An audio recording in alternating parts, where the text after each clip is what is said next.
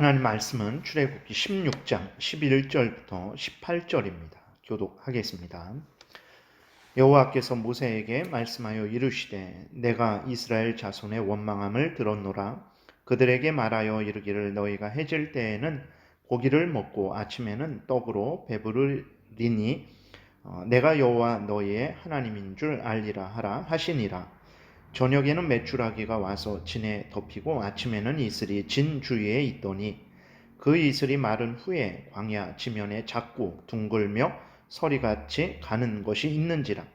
이스라엘 자손이 보고 그것이 무엇인지 알지 못하여 서로 이르되 이것이 무엇이냐 하니 모세가 그들에게 이르되 이는 여호와께서 너희에게 주어 먹게 하신 양식이라.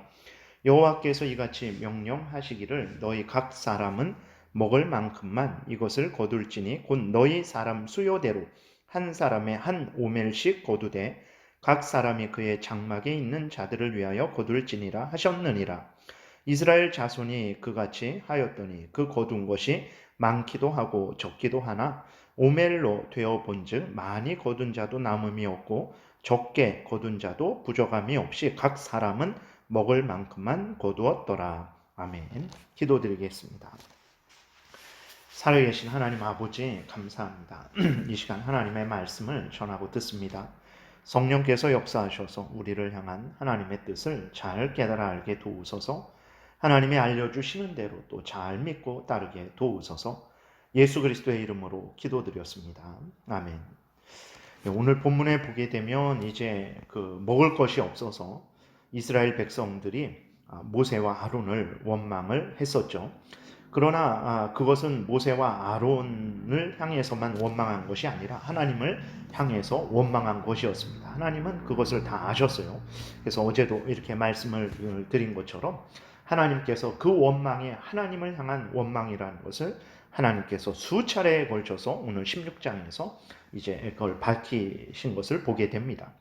그럼에도 불구하고 자비로우시고 은혜로우신 하나님께서는 하나님을 원망하는 이스라엘 백성들이죠. 하나님을 원망하는 이스라엘 백성들을 향해서 이제 은혜를 베푸십니다.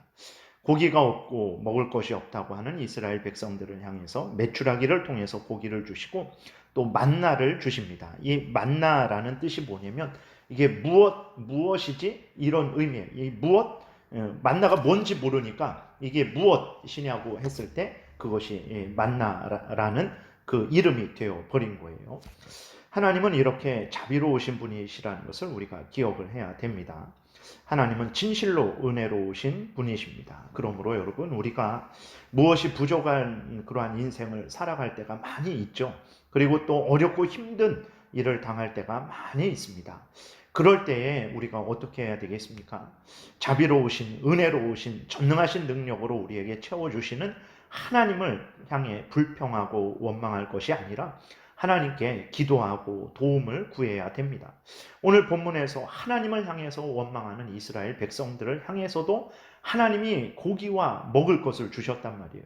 그럼 하나님을 향해서 감사하고 하나님을 의지하는 하나님의 택한 백성들에게는 얼마나 더 큰 은혜를 내려 주시겠습니까? 그러므로 우리가 인생을 살아가면서 많은 어려움을 당할 때 여러 가지 영적이든 육신적이든 환경적이든 물질적이든 여러 가지 어려움을 당할 때 살아계신 하나님, 전지전능하신 하나님, 자비로우시고 은혜로우신 하나님께 기도하시기 바랍니다. 빌립보서 4장에 보게 되니까 아무것도 염려하지 말고 다만 모든 일에 기도와 간구로 너희 구할 것을 감사함으로 하나님께 아뢰라. 그리하면 모든 지각에 뛰어난 하나님의 평강이 그리스도 예수 안에서 너희 마음과 생각을 지키시리라. 이렇게 말씀을 하고 있어요. 하나님은 이제 우리의 모든 형편 사정을 다 아시는 모든 지각에 뛰어나신 하나님이시죠. 우리가 염려하고 근심 걱정하는 것도 다 아십니다. 그런데 그 염려하고 근심 걱정에 빠져 있지 말라 그래요. 살아계신 하나님 앞에 기도하라 그럽니다. 간절히 구하라고 말을 하고 있어요.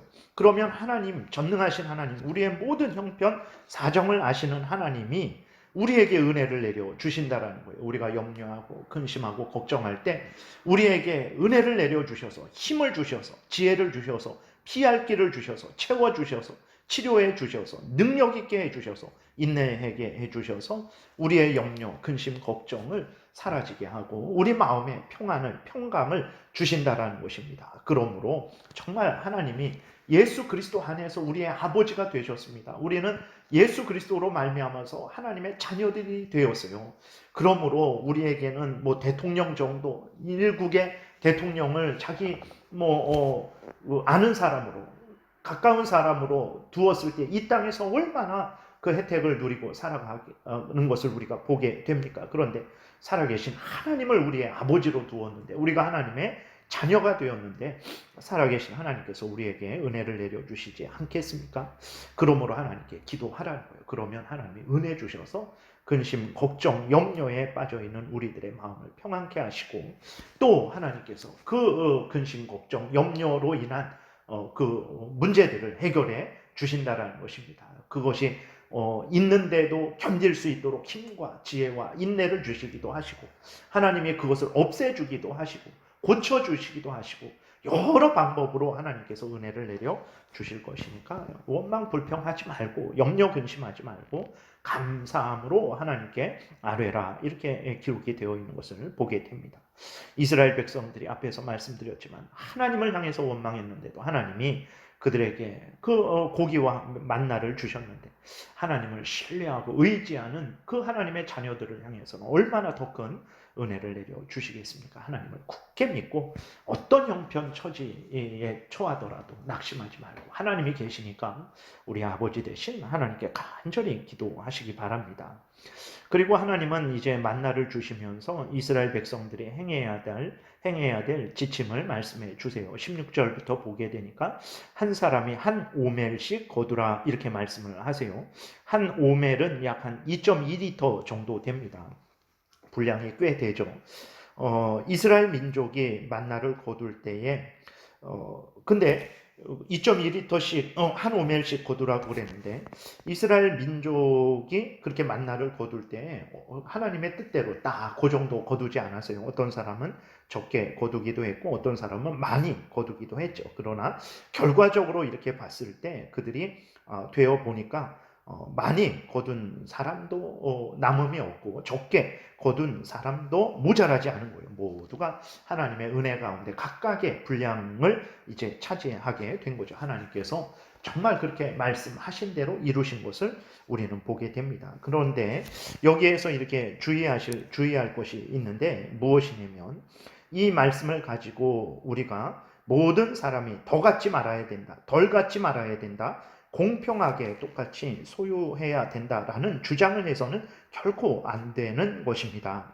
이 말씀이 사유재산의 차이를 부정하는 것으로 생각해서는 결코 안 됩니다. 왜 그러냐면 오늘날 성경을 가지고 공산주의, 사회주의의 근거로 삼는 그러한 사람들이 많이 있어요. 그래서 이렇게 계속해서 희년 제도를 이야기하면서 70년이 지나면 땅을 그 사람들에게 돌려줘야 되는 그것을 지금도 주장한단 말이에요. 그것은 하나님이 구약의 이스라엘 백성들에게만, 특별히 그 시대에 그 이스라엘 백성들에게만 허락한, 구약에만 그렇게 한정되는 그 이스라엘의 국가법을 가지고 그것을 오늘날 대한민국에서 그것을 주장하는 사람들이 많습니다.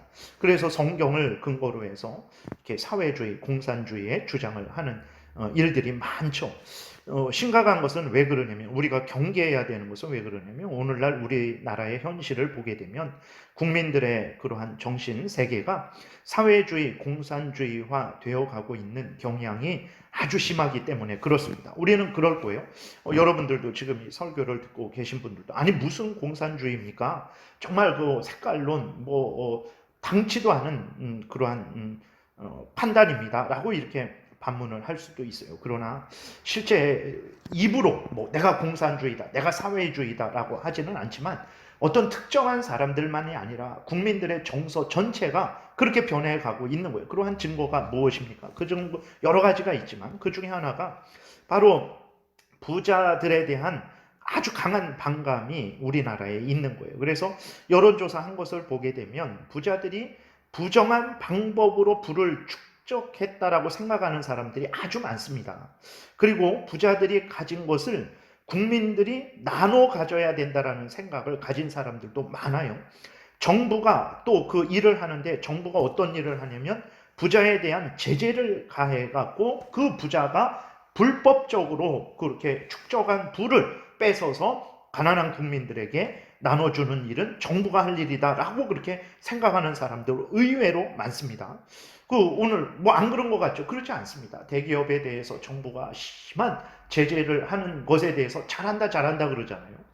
그러한 경향들이 바로 사회주의, 공산주의라는 것을 우리가 기억해야 되는 것입니다. 그러니까 국가가 하는 일을 마치 이렇게 어떤 그 개인과 어떤 회사에 대한 강한 강제력을 행사할 수 있다라고 생각하는 것들이 전체주의, 공산주의의 특징 중에 하나예요. 그리고 부자에 대한 강한 반감이 또 이렇게 공산주의의 특징이고, 그들의 것을 빼앗아서 가난한 사람들에게 나눠주는 것은 합법적이다라는 사상이 바로 공산주의, 사회주의의 아주 강한 특징 중에 하나라는 것을 우리가 기억을 해야 되는 것입니다. 그러면 이제 부자에 대해서 무조건 좋은 생각을 가져야 된단 말인가? 아니죠. 그러지 않습니다. 중요한 것은 무엇이냐면 하나님의 섭리하심을 인정해야 된다라는 거예요. 어떤 사람이 부모 밑에서 태어나서 부유한 삶을 살아가는 것을 불공평한 것이라고 여기고, 그것은 부모의 덕이니 국가의 세금으로 다 걷어들여야 된다. 그래서 가난한 사람들에게 나눠줘야 된다. 평등하게 만들어야 된다라고 그렇게 주장을 한다면 너무나 정말 악한 생각이라는 것을 우리가 기억해야 됩니다. 그러면 그렇게 말하는 사람들에게 저도 그렇게 이야기하고 싶어요. 그러면 북한에 태어나지 않고 대한민국에 태어난 것에 대해서는 왜 불공평하고 불평등하다고 말하지 않는가? 자신들이 대한민국에서 누리는 자유, 정치, 경제, 사회, 문화적인 모든 혜택을 북한 사람들에게 반납을 해야 돼요. 자기가 이 땅에서 누리는 그 자유, 그러한 모든 혜택들, 이 부유한 그러한 인생을 살아가는 이 축복된 삶을 다 반납을 해야 됩니다. 북한 사람들은 북한의 김정은 밑에서 지금 목숨을 하루하루 정말 정말 죽을 힘을 다해서 유지하는데 유지하지도 못하고 있는데, 그 부분에 대해서는 왜 불공평하다고 말을 하고 있지 않습니까? 왜 생긴 거에 대해서는 불공평하다고 말을 하지 않습니까? 왜 지금 살고 있는 집에 대해서는 그 평수에 대해서는 왜 불공평하다고 말하지 않습니까? 자기가 다른 사람보다 더 통장에 돈을 많이 가지고 있으면 그 부분에 대해서 왜 나눠주지 않습니까? 왜 대기업 그러한 부자들만 불공평하다라고 말하면서 그 사람들의 것을 뺏어야 된다라고 말을 하고 있습니까? 여러분, 이러한 생각을 가진 사람들이 그리스도인들 중에 많아요. 그것은 정말 하나님의 뜻이 아니라는 것을 우리가 기억을 해야 되는 것입니다. 그래서 오늘 본문을 이러한 아주 이상한 탐욕스러운 그러한 악한 사상의 근거로 삼고, 그렇게 하는, 내가 직접 그렇게 참여하지는 않았을지라도 그렇게 하는 사람들을 옳다 인정하고, 잘한다. 어떤 부자 세금을 걷어들이니까 잘한다. 뭐 대기업에 대해서 강력한 제재를 해서 그것을 뭐 국가의 공공기업으로 만드니까 잘한다. 그것은 도둑질이라는 것을 우리가 분명히 기억을 해야 되는 것입니다. 하나님이 그렇게 하시지 않았어요. 이 본문은 출애굽 때 이스라엘 백성들에게 특별히 그 때에만 하나님께서 일시적으로 허용하신 방식이라는 것을 기억을 해야 돼. 이것을 정말 구약 모든 시대에, 또 나아가서 신약 시대에, 그리고 모든 우리 대한민국에까지 적용을 하는 것은 잘못된 성경 해석이라는 것을 기억해야 됩니다. 여러분, 이스라엘 백성들이 광야에서는 이렇게 먹는 것을 동일하게 먹었지만 가나안 땅에 들어간 것을 보세요. 그 사람들이 이스라엘 백성들이 가나안 땅에 들어갔을 때, 땅을 분배받을 때 땅이 똑같이 다 르우벤 지파도 1000평, 레위 지파도 1000평, 그러한 유다 지파도 1000평, 그렇게 분배받지 않았습니다. 다 다양하게 분배받았어요. 그리고 사는 곳도 다 다양합니다. 어떤 지파는 산지 쪽에, 어떤 지파는 평야 쪽에, 어떤 지파는 또 해안 쪽에, 어떤 지파는 내륙 쪽에, 그렇게 분배를 받았어요. 그리고 하나님의 은혜 가운데 이스라엘 백성이 이렇게 각 지파가 번성을 하는 것도 그 숫자가 르우벤 지파도 10만 명, 레위 지파도 10만 명, 유다 지파도 10만 명 그러지 않습니다. 다 그 지파마다 인원들이 다 달라요. 더 많은 지파 있고 더 적은 지파가 있는 것도 우리가 보게 되죠. 우리의 현실을 보더라도 다 생긴 것, 가진 것, 처한 환경 모든 것이 다 다릅니다. 그 사람의 지혜, 그 사람의 능력, 타고난 그러한 모든 것들이 다 달라요. 그리고 또 하나님께서 자연 만물을 얼마나 다양하게 만드셨는지 우리는 확인할 수 있죠. 그래서 중요한 것은 무엇입니까? 이 땅에 어떤 진짜 아무런 문제도 없고 그러한 진짜 공산주의나 사회주의가 말하는 지상천국을 만들려 하는 것은 하나님을 대적하는 악한 사상이라는 것을 우리가 기억해야 됩니다. 하나님은 이 땅에 지상천국을 만들려고 하신 적이 없어요. 이 땅은 잠시 살다가는 나그네 땅이라고 성경은 처음부터 끝까지 말합니다. 천국은 예수 그리스도께서 오셔서 새하늘과 새 땅이 온 세상이 새로워짐으로 말미암아 그곳이 영원한 천국, 영원한 새하늘과 새 땅을 우리에게 말씀해주고 있지, 이 땅에서 아무런 근심도 없고 아무런 걱정도 없고 여기에서 아무런 불평등도 없고 그러한 세상을 만들겠다고 하는 사람들은 성경과 다른 하나님의 뜻을 대적하여서 이 땅에 자기들이 원하는 세상을 만들겠다라고 주장하는 그건 아주 그 하나님을 대적하는 주장이라는 것을 우리가 기억을 해야 되는 것입니다. 그리고 또 하나 그러면 운명적으로 어쩔 수 없다. 송충이니까 솔잎만 먹어라. 이런 것이 아니죠. 하나님의 섭리를 인정하라는 것입니다. 어떤 사람은 하나님이 대한민국에 태어나게 하시고 어떤 사람은 북한에 태어나게도 하시고 대한민국에서도 어떤 사람은 더 부유하게 그러한 가정에서 태어나게도 하시고 어떤 사람은 가난한 가정에서도 태어나게 하시고 또 하나님이 어떤 사람은 부유한 가정에 태어났지만 지혜가 좀 적을 수도 있고 가난한 가정에 태어났지만 지혜가 더 능력이 더 많은 선천적인 재능을 타고 날 수도 있는 것이고 하나님이 그렇게 인도하시는 것에 대해서 우리는 하나님의 인도하심을 믿고 감사하라는 거예요. 그리고 하나님이 그렇게 했으니까 평생 그렇게 살아 아닙니다. 하나님께서 우리로 하여금 열심히 일하고 최선을 다하게 하는 것을 통해서 우리로 점점 나아지게 하십니다. 그러면 내가 할 수 있는 한 최선을 다해서 힘을 다해서 열심히 일을 하면 됩니다. 그러면 하나님의 은혜 가운데 점점 좋아질 수 있는 거예요.